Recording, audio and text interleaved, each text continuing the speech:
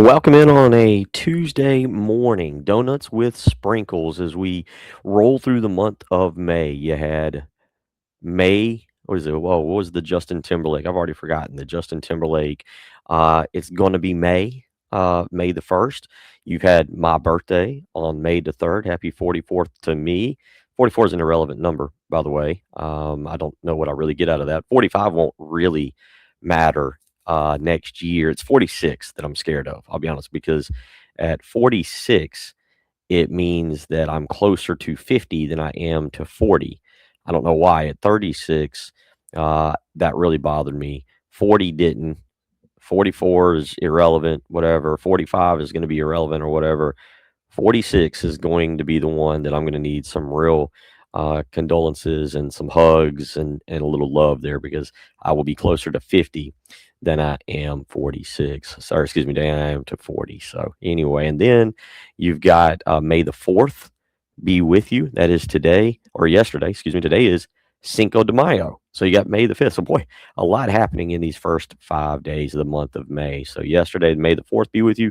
Today, Cinco de Mayo. You can get your margarita on, your nachos, your tacos, whatever it is that you want to feast on, and hope you enjoy the day. But let's talk a little bit here about South Carolina baseball. They get swept this past weekend down in LSU, an LSU team that was actually 6 and South Carolina came in 7-14 in league play. LSU was 6-15, so actually one game behind the Gamecocks in conference play. And LSU was expected to be a national title contender, and they have simply not lived up to that billing right now.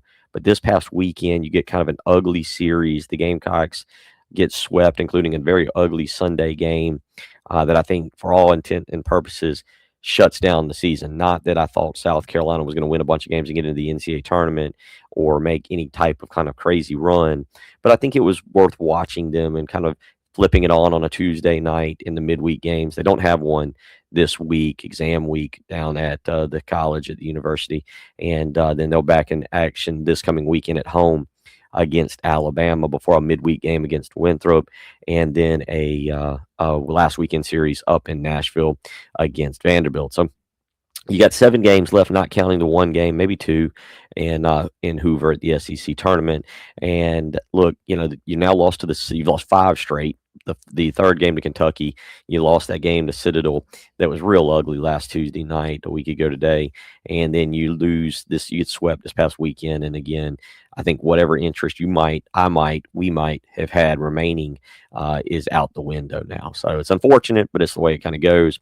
And now we truly look toward the future, and I don't think we'll start to get true answers until Memorial Day. But let's just talk about right now what we're dealing with, in particular with 2 candidates, and one being the current head coach, Monte Lee. Now, I've said on the radio, and I'll say here again, uh, you can praise Monte Lee. You can give him praise and give him love for the job he has done while acknowledging he probably shouldn't be, maybe he should be a candidate. He should get an interview, but that he is not the guy for the job. I truly believe it's time for a clean break, to go in a different direction, to bring in a fresh, to no offense to Ray Tanner. Ray Tanner did some incredible things, both as a coach. He did some things as an AD, but it's time to move away from that on the baseball diamond. Take all those great years, showcase them in the Hall of Fame or somewhere around the park. You've already do that with the statues. Add even more. Build the man a statue. He deserves it. Everything he did at the University of South Carolina as a coach deserves to be recognized and honored. Everything he touched turned to gold, except his coaching hirings. And look, whether it's good, bad, or not, Monte Lee is part of that. Monte Lee coached for him here at the university. Monte Lee was part of his succession plan with Paul Maneri that simply didn't work out. Mark Kingston, unfortunately, and I love Mark, but Mark Kingston, unfortunately, is another guy that was hired by Ray Tanner. So he's part of the Ray Tanner group there. Paul Maneri, obviously, is a guy hired, and we've moved on from him. But you see my point. It's time to go out into the space out there. In South Carolina this past season, for Paul Maneri, was paying as the 13th best job in the country. Number 13, best job. I mean, you're talking about a team that I think is willing to spend another 500,000, maybe a little less, depending on the coach, and that'll bump them right up into top 10 territory in terms of coaches' salaries for the 2027 season next year, if you are indeed willing to do that. And if you're going to pay top 10 money, go get a top 10 or top 15 type coach. No offense to Monte Lee. He might end up being really good. Who knows? Any coach that South Carolina hires could end up being really good. Jay Urso, I think it's Jay, down at the University of Tampa, who's one of the winningest active D2 coaches in the country. Obviously, Landon Powell is at the D2 level. And there's plenty of other names. I've mentioned Wes Johnson as a potential candidate, or as a guy that I really like at Georgia. I shouldn't say as a potential candidate. I do not know any potential candidates, but to me, James Ramsey at Georgia Tech and Wes Johnson would certainly, if I was an AD, at least get a phone call from me and be guys that I would be interested in speaking with. But again, Monte Lee has been around here. Look, I think he's done a fine job this year. He's held a team together where the easiest thing in the world would have been then for them to quit and start worrying about their future, and he deserves credit for that. There is the two sweeps on the record there from Mississippi State and from LSU.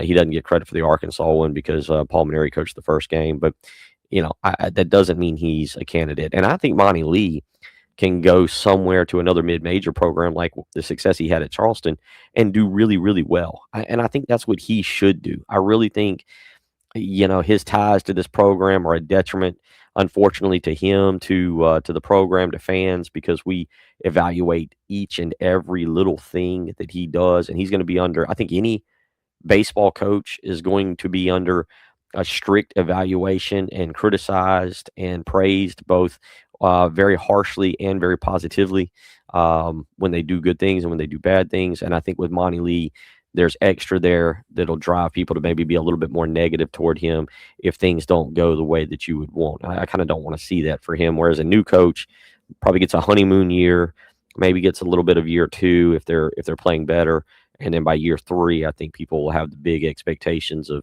hosting a regional, hosting a super regional, getting back to Omaha, and so forth and so on. So look, I'm going to speak positively about Monte Lee. I think he's a great human being. I think he's a good baseball coach. I don't think he's the right fit for the University of South Carolina. And I don't think at this time now that the University of South Carolina is a good fit for Monte Lee. I think that he needs to venture out if he's willing to do so and see what else is out there for him, whether it's as an assistant at a high level school, which I think he would do perfectly fine at, or whether it's the head coach at a mid major. I think that the world is Monte Lee's oyster, as they say, Scarface says, and I think he could do really well out there. So, we'll see, but that's something that certainly is going to be important as we move through this month. And I think some of it comes down to. Some of it is very simple and really comes down to this coach versus that coach. Like uh, Monte Lee against. So you take two coaches, you take Monte Lee and you put him against Wes Johnson at Georgia, and Georgia's now up to being a top five team. Who would you rather have? You'd probably rather have Wes Johnson. If you put Bradley Lee Croy from Liberty against Monte Lee, and that's if that were just to say hypothetically what South Carolina was to end up choosing from, okay, maybe our opinion of Monte Lee changes a little bit at that time, and we're thinking a little bit differently about him.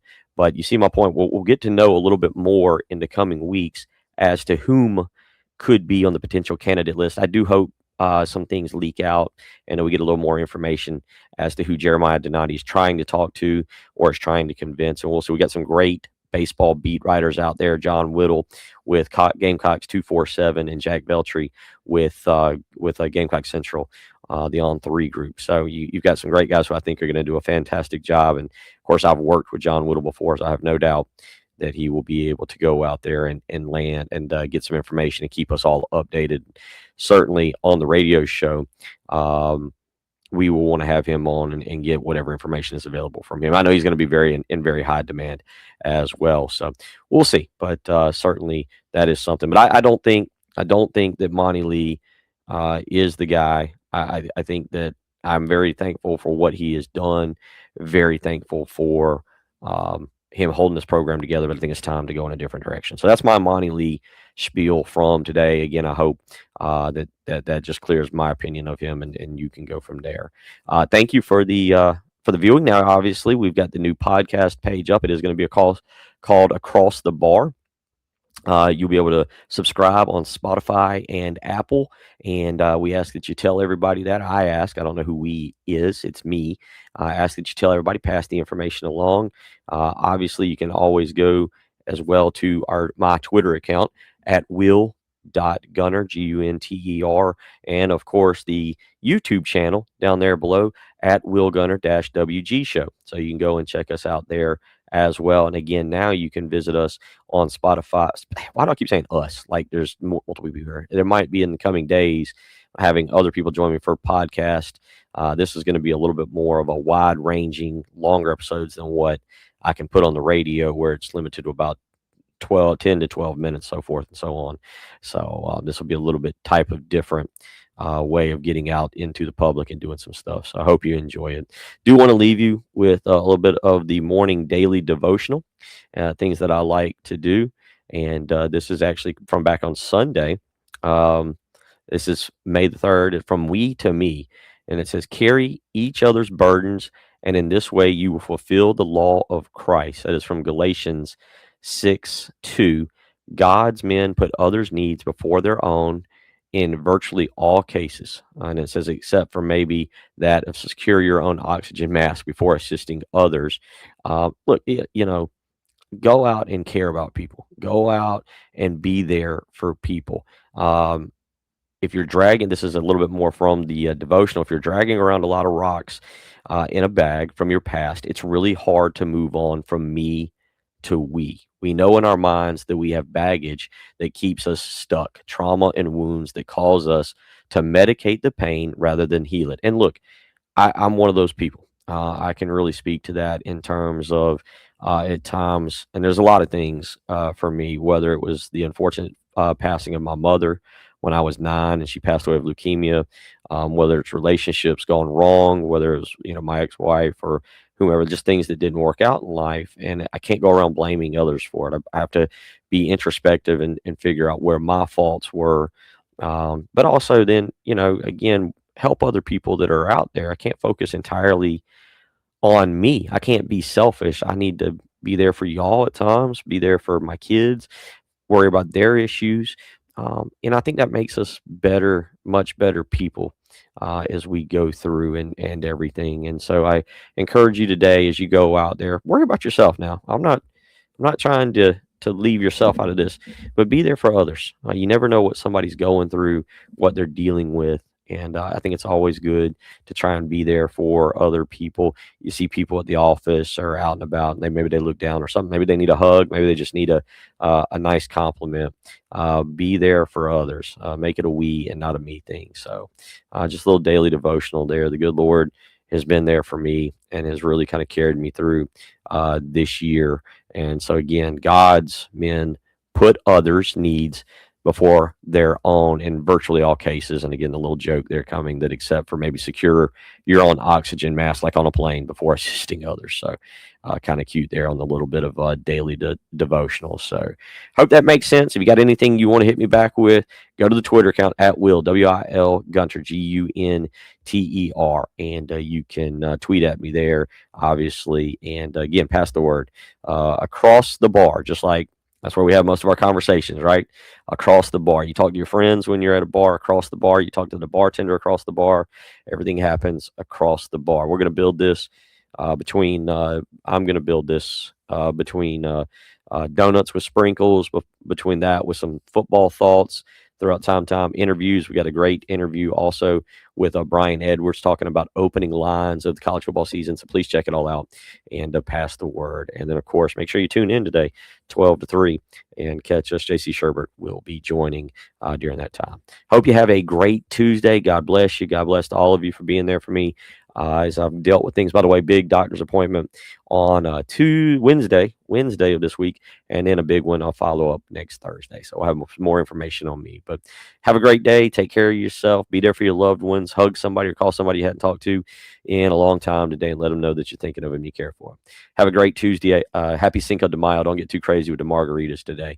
And I'm out of here on your Donuts with Sprinkles Tuesday edition, the Gamecock baseball thoughts on Monte Lee. Take care.